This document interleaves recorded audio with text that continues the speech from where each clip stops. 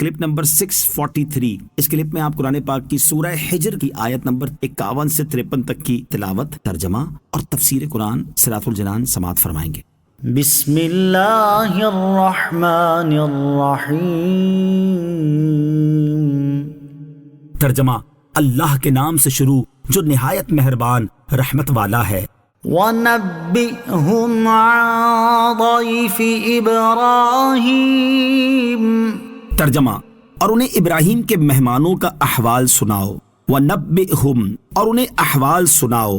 اس صورت میں سب سے پہلے اللہ تعالیٰ نے سید المرسلین صلی اللہ علیہ وسلم کی نبوت پر دلائل دیے، اس کے بعد توحید پر دلائل ذکر فرمائے، پھر حضرت آدم علیہ السلام کی تخلیق اور اس سے متعلق واقعات بیان فرمائے، پھر سعادت مندوں اور بدبختوں کے احوال بیان کیے، اور اس آیت سے اللہ تعالیٰ نے بعض انبیاء کرام علیہ السلام کے واقعات بیان فرمائے تاکہ ان واقعات کو سن کر لوگ عبرت حاصل کریں اور ان میں عبادت کا ذوق و شوق پیدا ہو۔ سب سے پہلے حضرت ابراہیم علیہ السلام کا واقعہ بیان فرمایا، پھر حضرت لوط علیہ السلام کا واقعہ، پھر حضرت شعیب علیہ السلام کا واقعہ، اور آخر میں حضرت صالح علیہ السلام کا واقعہ بیان فرمایا۔ چاروں انبیاء کرام علیہ السلام کے واقعات یہاں اختصار کے ساتھ بیان کیے گئے ہیں۔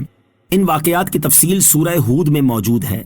عن ضیف ابراہیم، ابراہیم کے مہمانوں کا، یعنی اے حبیب صلی اللہ علیہ وسلم میرے بندوں کو حضرت ابراہیم علیہ السلام کے مہمانوں کا احوال سنائیں، جنہیں ہم نے اس لیے بھیجا تھا کہ وہ حضرت ابراہیم علیہ السلام کو بیٹے کی بشارت دیں اور حضرت لوط علیہ السلام کی قوم کو ہلاک کریں، تاکہ میرے بندے حضرت لوط علیہ السلام کی قوم پر آنے والے عذاب، اللہ تعالیٰ کی ناراضی اور مجرموں سے لیے گئے انتقام کو دیکھ کر عبرت حاصل کریں اور انہیں یقین ہو جائے کہ اللہ تعالیٰ کا عذاب ہی سب سے سخت ہے۔ یاد رہے کہ حضرت ابراہیم علیہ السلام کے مہمان کئی فرشتے تھے اور ان میں حضرت جبرائیل علیہ السلام بھی تھے۔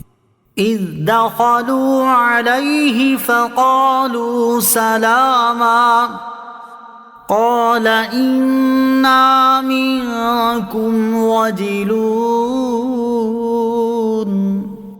ترجمہ: جب وہ اس کے پاس آئے تو کہنے لگے سلام۔ ابراہیم نے فرمایا ہم تم سے ڈر رہے ہیں۔ اذ دخلوا علیہ، جب وہ اس کے پاس آئے، یعنی فرشتے جب حضرت ابراہیم علیہ السلام کے پاس آئے تو انہوں نے حضرت ابراہیم علیہ السلام کو سلام کیا اور آپ علیہ السلام کی تعظیم و توقیر کی۔ حضرت ابراہیم علیہ السلام نے ان سے فرمایا ہم تم سے ڈر رہے ہیں۔ حضرت ابراہیم علیہ السلام کا مہمانوں سے خوف کھانے کی ایک وجہ یہ تھی کہ وہ اجازت کے بغیر اور بے وقت آئے تھے، اور دوسری وجہ یہ تھی کہ مہمانوں نے ان کا پیش کردہ بھنا ہوا بچڑا کھانے سے انکار کر دیا، اور اس دور میں مہمان کا کھانے سے انکار کر دینا دشمنی کی علامت سمجھا جاتا تھا۔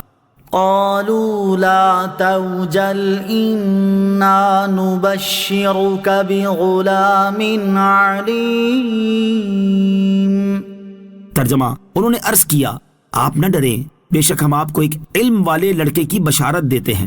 انا نبشرك بغلام علیم، بے شک ہم آپ کو ایک علم والے لڑکے کی بشارت دیتے ہیں۔ علم والے لڑکے سے مراد حضرت اسحاق علیہ السلام ہیں۔ فرشتوں کا علم، اس آیت سے معلوم ہوا کہ فرشتوں کو اللہ تعالیٰ کے بتانے سے یہ معلوم تھا کہ حضرت ابراہیم علیہ السلام کے ہاں بیٹا پیدا ہوگا اور وہ علم والا اور نبی ہوگا۔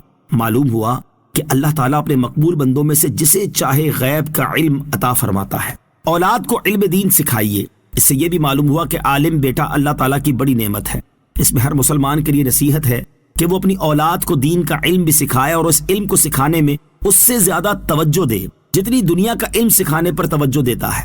افسوس فی زمانہ مسلمان دین کا علم حاصل کی ہوئی اولاد جیسی عظیم نعمت کی قدر اور اہمیت کی طرف توجہ نہیں دیتے، اور اپنے بیٹوں میں سے جسے ہوشیار و ذہین دیکھتے ہیں اسے دنیا کی تعلیم دلواتے، اس کے لیے ماہر اساتذہ اور اونچے درجے کے اسکول کا انتخاب کرتے ہیں، اور دن رات دنیاوی علوم و فنون میں اس کی ترقی کے لیے کوششیں کرتے ہیں، اور اس کے مقابلے میں اسے دلوائی گئی دینی تعلیم کا حال یہ ہوتا ہے کہ اسے ان عقائد کا علم نہیں ہوتا جن پر مسلمان کے دین و ایمان اور اخروی نجات کا دار و مدار ہے۔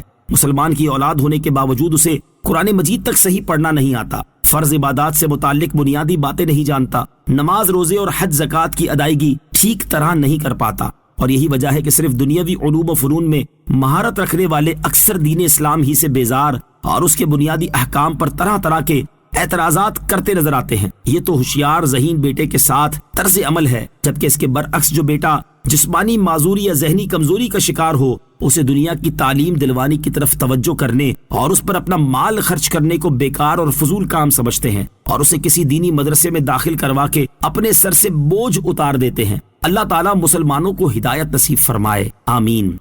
صلو علی الحبیب صلی اللہ تعالی علی محمد صلی اللہ تعالی علیہ وسلم۔ مجھے اپنی اور ساری دنیا کی لوگوں کی اصلاح کی کوشش کرنی ہے انشاءاللہ عز و جل۔